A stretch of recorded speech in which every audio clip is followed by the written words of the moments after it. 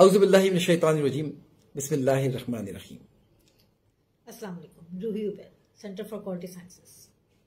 आज का सवाल बताइएगा मैडम। जी, आज 23 फरवरी 2023 है, जुमेरात की शब है।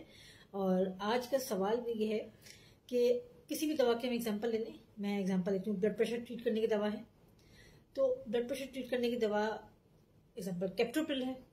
तो इसे एक कंपनी नहीं बनाती, कई कंपनियां बनाती हैं, दर्जनों कंपनियां बना रही होती हैं। अच्छा, दुनिया न सिर्फ पाकिस्तान में बल्कि दुनिया भर में। तो क्या तरीक़ाकार है कि किस तरह दवाओं की क्वालिटी को जांचा और परखा जाता है, और एक आम आदमी किस तरह समझ सकता है कि कौन सी दवा क्वालिटी की है या नहीं है?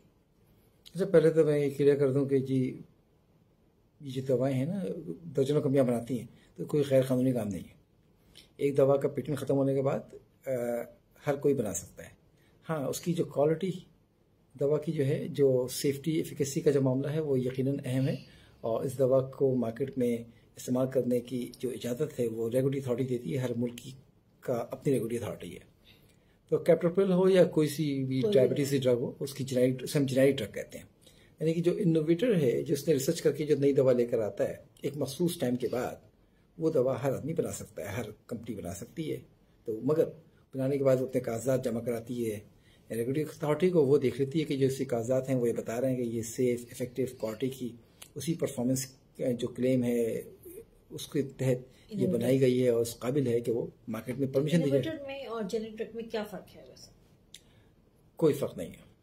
एक क्या नाम को कहते हैं ना, वो एक कैसा आप कह रहे थे कि मम्मू की गाय का दूध और गाय का दूध है। तो वो फ़र्क जो है वो इनोवेटर और जेनेरिक का नहीं है। फ़र्क जो है वो क्वालिटी सिस्टम का है। और उसको समझना होगा।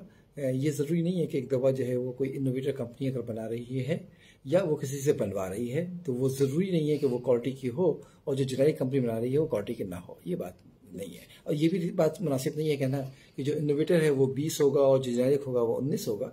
ये सब बात मुनासिब नहीं है। ये सब साबित करने वाली बात है। कुछ साबित करने की। तो क्वालिटी का जो रिस्क पोशीदा होते हैं, सेफ्टी के, एफिकेसी के, वो कुछ मॉरसी रिस्क हैं और कुछ जो है वो रेसिडुअल रिस्क हैं।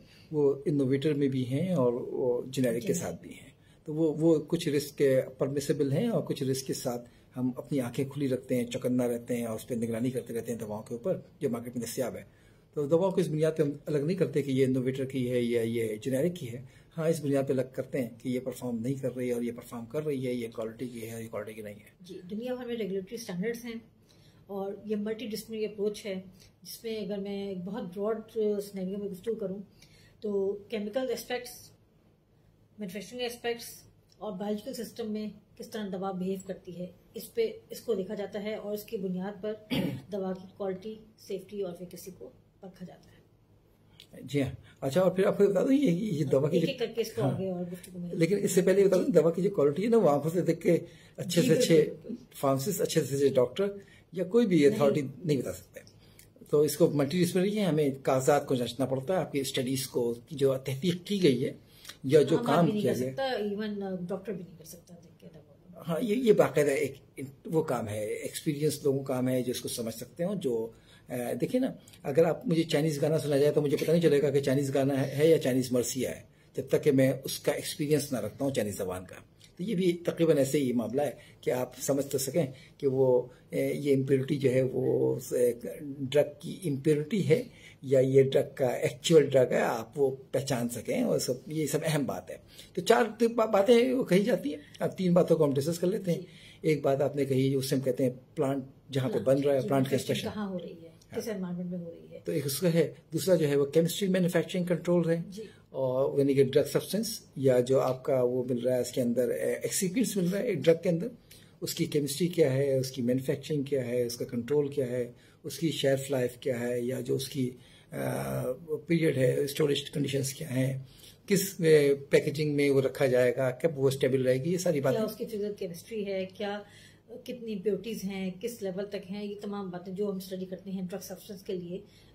उसके अलावा फिर जब ड्रग बन जाए तो ड्रग प्रोडक्ट कराता है, तो फॉर्मुलेशन साइंस उसकी क्या है, और उसके अंदर जो है वो मैन्युफैक्चरिंग प्रोसेस क्या है, प्रोसेस के साथ वो क्रिटिकल प्रोसेस क्या हैं, प्रोसेसिंग पैरामीटर्स क्या हैं, फिर वो मटेरियल्स कौन सा है, फिर मटेरियल्स के एट्रीब्यूट्स क्या हैं, फिर फैसिलिटी क्या है, प्रोडक्ट की क्वालिटी एट्रीब्यूट्स पर असरअंदाज होते हैं, क्या इम्पैक्ट करते हैं। फिर इन सबके मुल्क जब प्रोडक्ट बन जाती है, उसकी शेल्फ लाइफ क्या है, किसमें पैक किया जाता है, एनवायरमेंटल कंडीशन में कैसे रहेगी, और फिर इन सब का जो बनने के दौरान इसका ताल्लुक फैसिलिटी के साथ क्या है, जो एनवायरमेंटल कंट्रोल्स हैं, जो इक्विपमेंट है, जो उसके साथ क्या कंट्रोल है, कैसे ये इस बात को यकीनी बनाती है कि ये दवा जो लिखी हुई है बाहर, उसके अंदर यही दवा है जो बाहर लिखा हुआ है, उसी मकदार में है, उतनी ही इम्प्योरिटी है और इसी डोज में ये असर करेगी नहीं है या उतनी ही है जितनी की परमिसिबल है।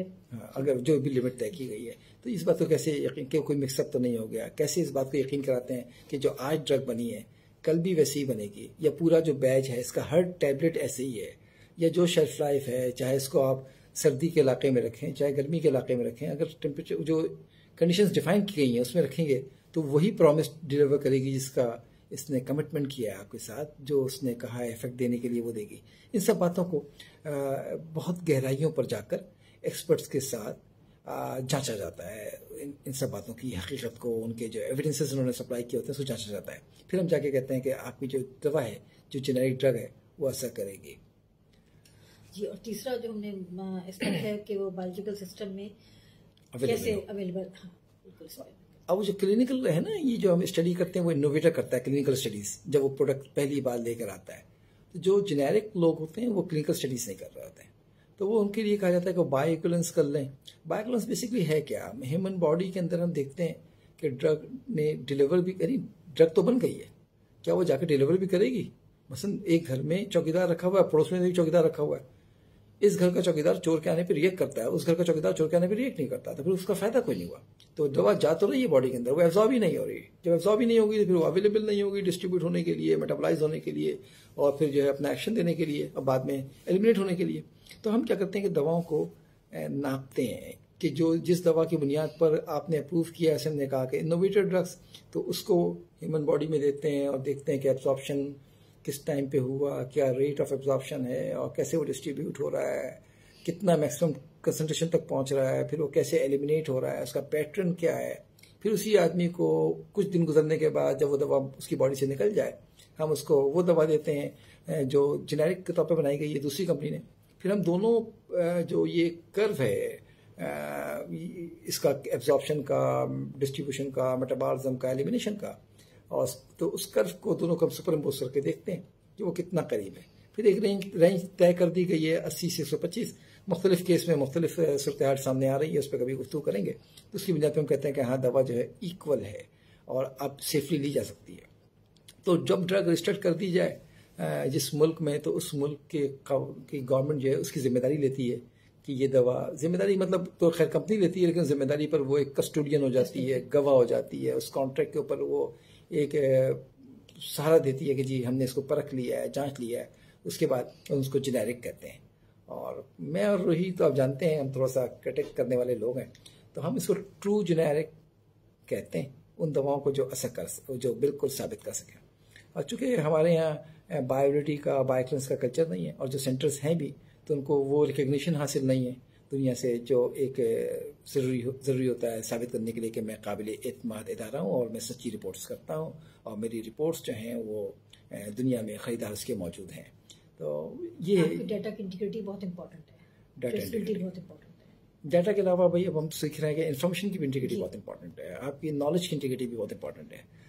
मुझे तो लगता है कि जो हमारा सोचने का अंदाज है ना, इसको भी कंटेमिनेशन फ्री होना चाहिए। हम अक्सर गुफ्तगू करते रहते हैं कि क्वालिटी ऑफ मटेरियल्स के साथ quality of equipment and facilities, और आपका जो क्वालिटी ऑफ नॉलेज है वो बहुत इंपॉर्टेंट है। जी जनाब, तो बहुत शुक्रिया आप हमसे, ये आज का अमूमी सवाल था, और इस सवाल का जवाब तो बहुत बड़ा है और बहुत सारे केसेस हैं बात करने के लिए। तो लेकिन आंखों से ना डॉक्टर पहचान सकता है, ना आम आदमी पहचान सकता है, ना हम पहचान सकते हैं कि दवा क्वालिटी की है या नहीं है। जांचने का तरीका, परखने का तरीका, वो जो है वो सरकारी ये जो मशीनरी है उसकी जिम्मेदारी है, और जो दुनिया में जो ऐसे अतवार हैं कि वो नापने के कि क्वालिटी कल्चर कैसा है कंपनी का, कंपनी में क्वालिटी मैट्रिक्स कैसा है, कंपनी की मेच्योरिटी कैसी है, सिस्टम कितने मैच्योर हैं, कौन कौन से सिस्टम काम कर रहे हैं, कितने प्रोफेशनल डेवलप्ड हैं, इस बुनियाद पे की जाती है। तो विश यू गुड लक, अल्लाह ताला आपको सेहतमंद रखे, अल्लाह आपका हम सबका हामी नासिर हो। फी अमान अल्लाह।